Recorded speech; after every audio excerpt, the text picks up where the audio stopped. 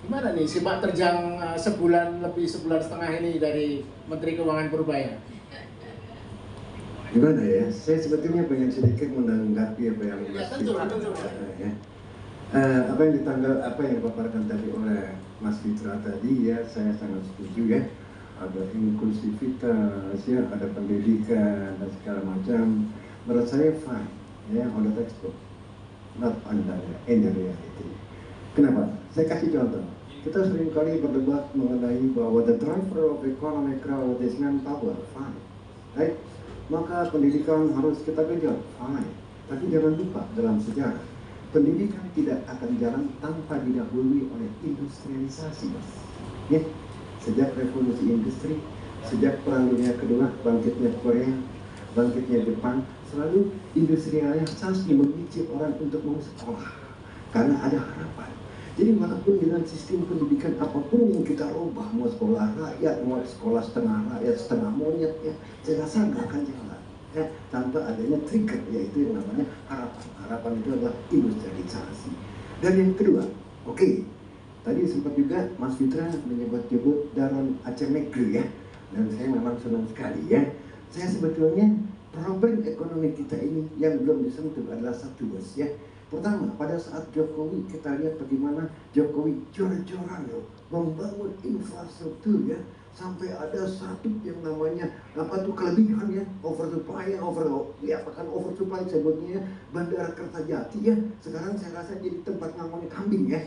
Tempat bandara nganggur.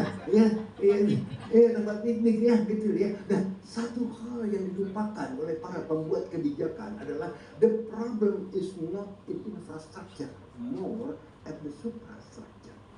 Ya, regulation, rule of law, ya, birokrasi, ya, itu yang harus dibenahi. Coba bayangkan, Anda boleh bangun zaman yang bagus, tapi begitu investor datang, preman datang. Ya, ini kan udah bukan lagi ya masalah infrastruktur, tapi masalah institution, ya. Nah, yang kedua, dari awal saya selalu bilang, begitu saya melihat Astacita, kebetulan saya gabung di Dewan Pakar ya, diajak gabung ya, dengan begitu banyak itemnya, ya, saya kaget, gitu ya. Oh, ini ada makan bergizi gratis.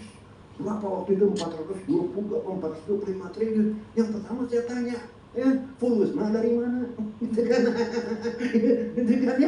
kan udah gak masuk akal, itu insulting my intelligence gitu ya.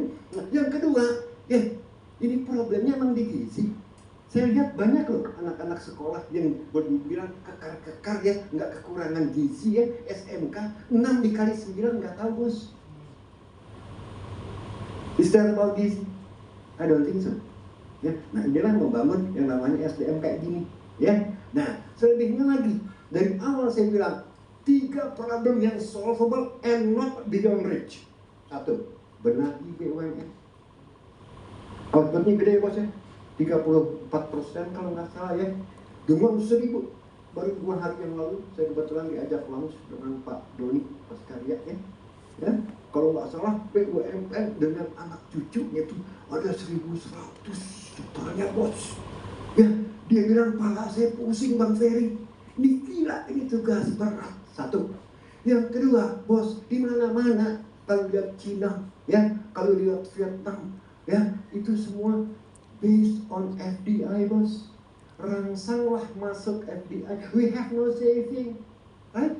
Ya, dari mana uangnya kalau bukan FDI datang? Ya, dan yang ketiga, bicara soal growth ini tragis. Saya lihat Indonesia Timur, bos. Kebetulan saya ulang alik ke sana ya, ke Kendari, ya, ke Bombana, sampai ke Kabaina.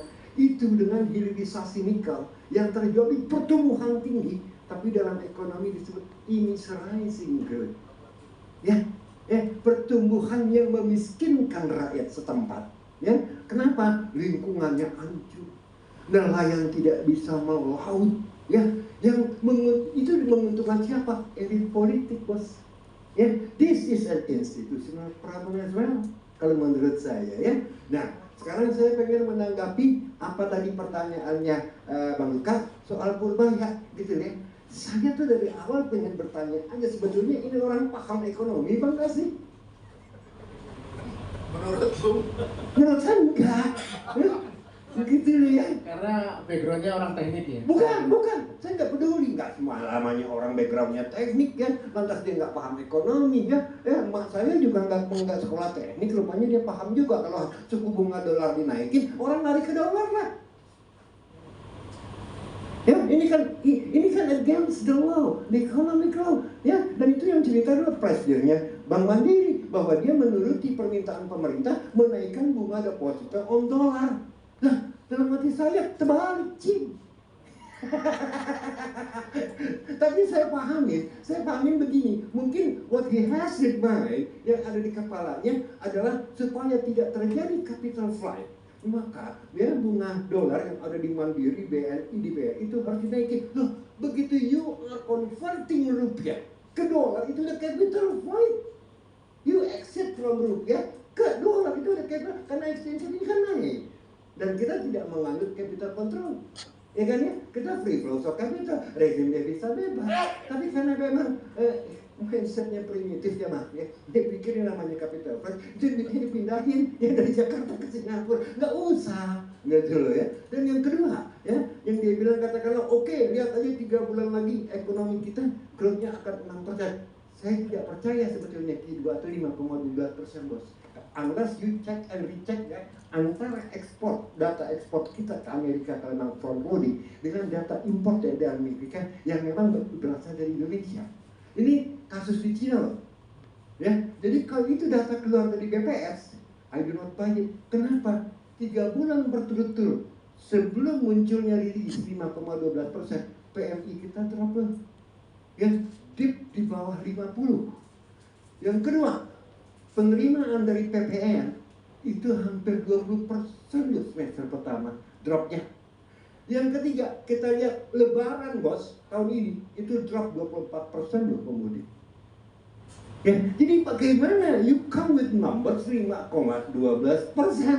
Makanya saya setuju dengan Chelios ya yang membawa ini sampai ke forum PBB gitu ya.